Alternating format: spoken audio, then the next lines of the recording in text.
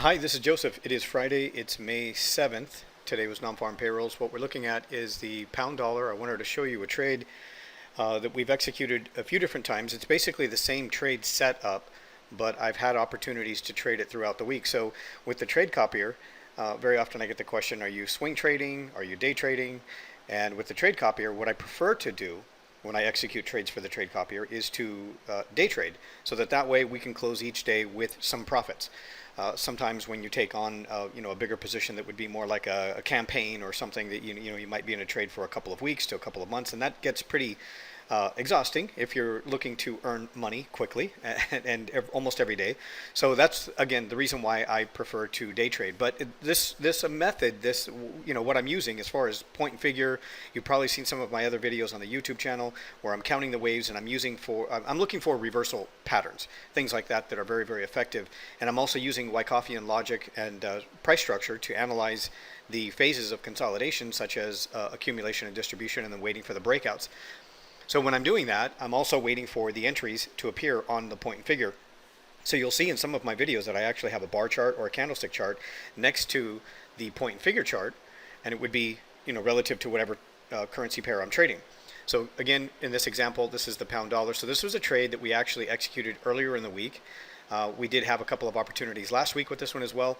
But again, for day trading, it gives me an opportunity to get in, and based on the data, I actually have a video on the YouTube channel. It's on the website as well. And this particular trade right here gave me several opportunities to trade this, but you'll notice that the target, and I was talking about this when I initially put this video out earlier this week, the first trade here gave me an entry at approximately 1.3835, and then the first target was hit here. And then with the data, and I had mentioned this in the video that I created at the time that I had taken this trade with the update and the performance, I talked about that if this trend is going to continue a lot higher on the pound dollar, where would be what would be the next logical target? And very often with a lot of inexperienced traders, they don't know how to calculate that. And with a lot of other signal services or trade copier services, if it's a real human being, a real live trader who's executing those trades, if they don't understand these principles, then they don't know how far price could potentially move on some kind of initial breakout. They don't know how to analyze the phases of consolidation. They don't know how to use point and figure. And the reason that I say this is that for the most part, and I've been trading for just over 20 years now, and I've used several different methods of trying to determine how far price will go on some kind of a breakout. And very often what I see is the mistake that I used to make when I first started trading is I would use the Fibonacci tool. And there's nothing wrong with the Fibonacci tool. Sometimes it works, but it's not as effective and it's not as consistently reliable as point and figure. That's the issue. So with a lot of other services out there, if they don't take the time to learn how the markets work, how to analyze the phases of consolidation, and how to use point and figure, then they're for the most part guessing. Sometimes, again, the Fibonacci tool will line up with a particular price swing, and then price will land right at a specific Fibonacci extension target. It happens, but it doesn't happen frequently enough to justify using that particular tool all of the time and then saying that that's the only way that you trade. You should always be looking to improve your performance. That's what I do. Over the course of my 20 years, I've never stopped learning how to trade. I've always looked for more information, and I probably will continue until I stop trading, always looking for more information. And I think that that's a sign of a very good, effective trader who's always looking for ways to improve and to eliminate the waste in my business and the things that I do. So again, the Fibonacci tool was not as effective as using point and figure. Point and figure works like this every single time, over and over and over again, if you know how to use point and figure and you know how to construct your point and figure charts. That's the key to it. So it takes a lot of time to learn how to use point and figure. That's one of the disadvantages and why a lot of people stay away from it. They don't understand it, and because they don't understand it, when they look at it, they go right back to the simple technical analysis tools that sometimes produce results. And again, it's okay for some people that just want, some winning trades, and they accept that there's going to be some losing trades. And I understand that losing trades is part of the whole deal. That's part of trading. But again, you can improve your performance. You should always be looking to improve your performance, and that's what I do. So that's how I ended up finding out about point and figure. It's actually a method and a tool for those of you who are unfamiliar with point and figure. It's something that's been around for well over 100 years, and some of the greatest traders in history used point and figure to make just to amass large sums of money as they traded, and they actually did it by hand. They didn't have the use of computers back then. So certainly today it's a lot easier to use point and figure once you understand the mechanics. And I want to draw to your attention that not only based on the data here, with the initial breakout down here at the lows where I'm moving my cursor, it gave me a first target, which we traded to, which was a great trade. But there was also a final second count, which was up here at 4,001 to be more accurate, 1.4001 on the pound dollar. Now this was obviously earlier in the week when price was sitting right around here at 1.3880, 1.3890, and then it hit and went through the 1.3900. So what I'm getting at is that very often when you get an initial move like this in a breakout, you always want to find a first target, which is what I do. It's very conservative. I know that price is going to hit that first target just in case it doesn't go any further.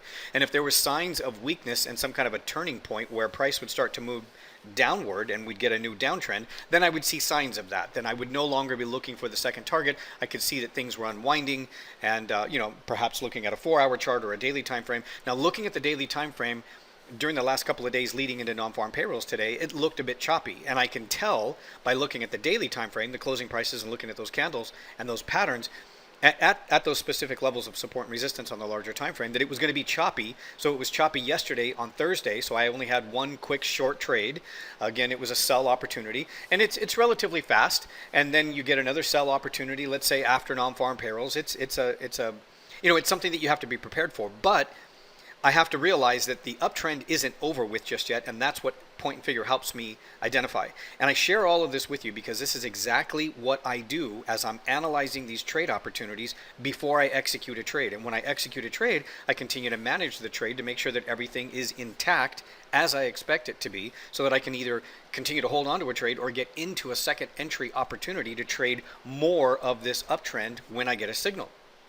It's important that you know that, because if anybody's going to be executing a trade for you through the use of a trade copier, you want to know what that trader's methodologies are, what kind of system he's using, and how much experience does he have. Does it work? Does the system actually work? So this works every single time. I know I make a lot of videos and I don't really show too many losing trades because there just aren't too many losing trades. Occasionally, if I misread something, there could be a failed trade, but I can always earn that loss back right away on the very next trade. And I move on. And I'm very, very particular. So one of the other things that point and figure helps me do is it helps me avoid these ranges of choppy consolidation. When I used to trade that back in my first year of trading, the first year of my trading career, it was very choppy. I didn't understand how to read consolidation, so I would just trade off of candlestick patterns, and that would get me into trouble. I would have a winning trade, then a losing trade, and a winning trade, and maybe two losing trades. And by the end of the week, I was either at break even or I'd be slightly negative. So that wasn't helping, trading off of candlestick patterns exclusively. And then some of the indicators that I was using, they weren't really helping me all the time. They kind of added to the idea that I would have some winning trades and some losing trades. But again, once I use point and figure, I always know where it's going to go as long as the structure remains intact. So it's really important to realize that earlier in the week, I had identified this target, and it's also available on that video. You can see the final target up there at 1.4001. And that was a long ways out, right? That was a few days ago, and then leading into non-farm payrolls, it actually created an opportunity where that trend would continue one more time, run right into the 1.4001 level, or the 1.4000 level, and stop. And currently it's sitting here at 1.4004. That's how accurate point and figure is. It does this over and over and over again, regardless of what I'm trading, whether it's a Forex pair, a stock, a commodity, an indice. It doesn't really matter. Crypto, it works the same way. So it's a matter of how you construct the point and figure charts. That's the key to mimic whatever it is that you're going to be trading. So again, with the trade copier, if you're going to use my trade copier, realize that these are going to be, for the most part, day trades. I want to get in and get out of the trade within the same session, maybe within the same day. If it takes a little bit longer, sometimes price will just go sideways for a little bit.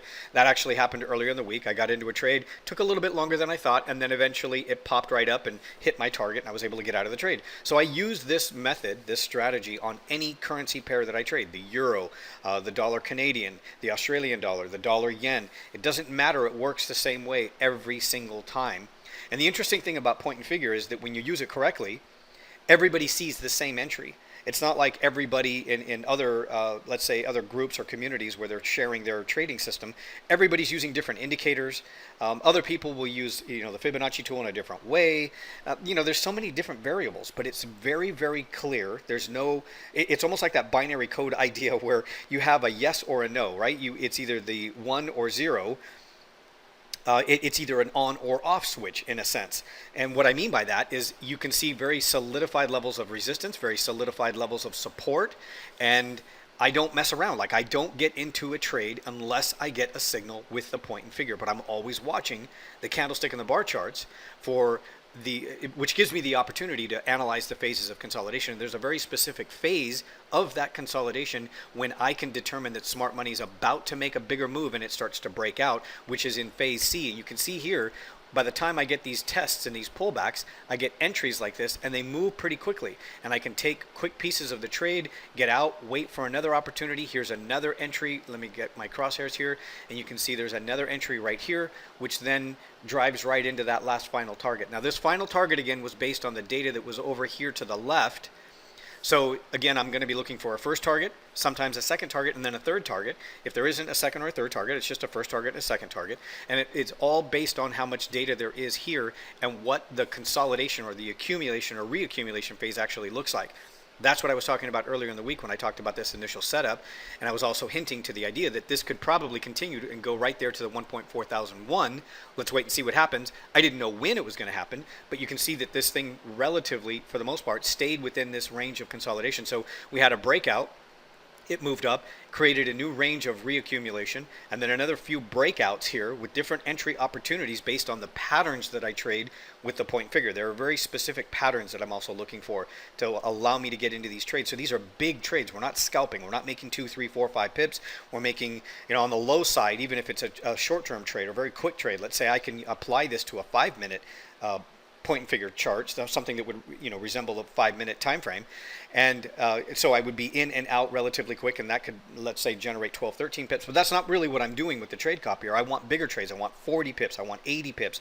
I want 120 pips on these trades, and that's what you're going to get. So if you're using a standard lot and I pick up a trade and it hits the target for, let's say, 90 pips, there's a total of $900 if you're using one standard lot. If you're using mini lots, it could be the equivalent of $90. So every one of these trades is designed to be a relatively big trade. And I'm not looking to hit home runs all of the time. That's not what this is about. I'm just simply waiting for the point and figure and to analyze the phases of consolidation so I can get in phase C. I'm waiting for the point and figure to give me my entry so that I can calculate how far it's going to go. Again, Fibonacci tool, if I look at all of the data from my 20 years of experience, when I use the Fibonacci tool, I would have some winning trades and some losing trades. When I got better at using the Fibonacci tool, I would have more winning trades than losing trades, but I was still having a big portion of losing trades that I know I could do better on. And then when I started to apply point and figure, I almost eliminated all of my losing trades. I can take trades over and over day after day and not have any losing trades, and then occasionally one will pop up because perhaps I misread the charts, or there could have been some kind of technical issue that I just wasn't looking at. And again, when I have a losing trade, I can always earn that loss back really quick. So that's what you get with the trade copier. This is what you get. This is what I do when I execute the trades, and these trades go into my MT4 account, and the trade copier copies everything that I do and automatically opens the trade in your MT4 account. And then when I close the trade at these targets, the trade copier within a split second, it will close the trade out for you. So I manage these trades for you so that you can make as much money as possible. I didn't have any losing trades this week. I traded with non-farm payrolls. So you might be wondering, do I trade the news? And I do trade around the news, and I take into consideration that there's news available and it might have some kind of an impact on price. But I don't jump in the split second that the news is released. That's called like news trading. Everybody's probably tried it if you've been in the business long enough. I used to do that. I would scalp with the news, but a lot of things can go wrong with scalping with the news, or trying to trade the split second that you hear the numbers, because you can see price move up and then all of a sudden it spikes right back down within like 5 seconds. Sometimes you don't get the right fill. I don't do that. I don't trade because of the news. I wait for the news to give me my setup, and very often I'm in the trade. Let's say if I'm not in a trade, but then like today with non-farm payrolls, I wait about 20 minutes, and it usually doesn't take much more than that. Sometimes it's let's say 15 minutes, but usually it's like maybe 20, 25 minutes after non-farm payrolls if it's going to create a breakout and it's going to create an opportunity. and then I get my signal. And I don't do anything until Point and Figure gives me the signal to get into the trade, because I need to know how far price is going to go and how long I can hold on to that trade. If I hold on to a trade too long, but I don't know where it's going to go, which is the mistake that a lot of people make, they have some profitability in the trade, but then they give it all back and they lose it because it reverses and they don't know where to close their trade. That's what Point and Figure eliminates. It tells me precisely where it's going to go, and it works like this over and over. I've been using Point and Figure for years, and this is why I get the results that I get with the performance on the trade copier. It's why I can promise my subscribers over 10,000 pips per year if you use the service month after month. So it'll help you grow your account. You can leave the money in your account. You can do whatever you want. You can withdraw it. I have some subscribers that leave the money in their account and they let it roll over, and they do it for about 6 months to a year, and then perhaps if they need it, they'll take some of the money out. Other people will take out the profits. I have other subscribers that will take out the profits every single month. It's all up to you. Nobody can control what you do. It's your money. The only thing you do is pay me monthly to trade like this for you. Right now, the subscription is $79 a month. You can cancel anytime you like. And again, if I ever experience a losing trade, I can always earn that loss back right away. I haven't had any losing trades in a while. Otherwise, I would show you. I don't have any problem showing you why a trade failed, because I want you to see that I can earn the loss back if I have a loss. That's what I've done in the past when I show some of the trades that were failed trades. I immediately, after I've earned that loss back, I say, here we are, right back on track. I was able to earn back the loss. This was my mistake. This is what I can avoid doing the next time, and then I move on. I make very few mistakes. I've been doing this for 20 years. These are the results that you would get. Basically the same results that I'm getting in my the same performance that I'm getting in my personal trading account. The only difference is perhaps the size of your trading account. If you have, let's say, $3,000, $4,000 in your trading account, you might be using, let's say, something smaller than a mini lot or whatever you're comfortable with. We can't control that because you specify the lot size.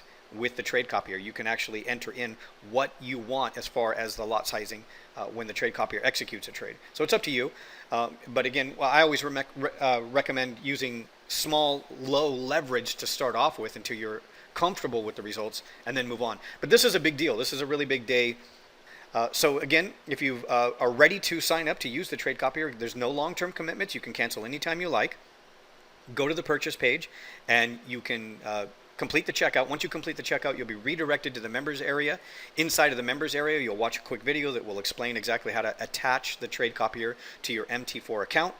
And from that point on, I take over. So by Monday, you could have everything ready and set up, ready to go, and I would be trading. And you actually don't need to execute any trades to earn profits in your account, because I will actually be trading for you. But if you want to execute trades in the same account, you certainly can. There's nothing that would prevent you from doing that. It wouldn't have any impact on my trade in any way, unless of course you're trading in the opposite direction of the pound dollar. If I'm going long and price is moving up, but you're trying to short it, that could be something that would change the bottom line results in your account, but it won't change my trade. It won't close out my trade at all. So the trade copier is a really good, effective trade, and you'll have access to it immediately after you complete the checkout, and you can have it connected within 10 minutes. Thanks for watching.